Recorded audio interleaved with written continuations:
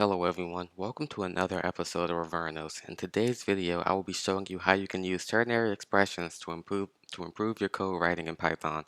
And we'll do this in less than 3 minutes, so let's dive right in. What is a ternary expression? A ternary expression is a faster way of writing an if statement or an if-else statement, and you can do this in one line of code. So let's start by writing some code in the if-else statement, and then we'll convert it to a ternary expression.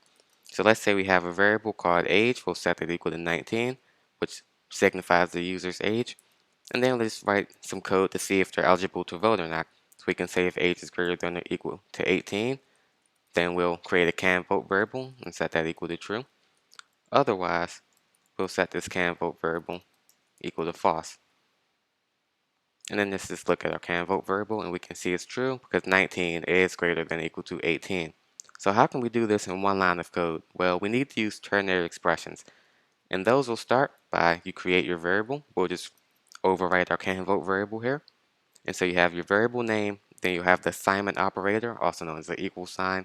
And then the first thing you'll need is the condition. Is the value if your condition is true. And in this case, that will simply be true. And then you'll need the keyword if. And then you need your condition itself, which here is age is greater than or equal to 18. So you have your variable equals the value if your condition is true, the keyword if, your condition itself, and then you'll have else, which you can sort of read as otherwise, and then the condition if it's false. So we have true if age is greater than or equal to 18, else or otherwise, false. So we can run that.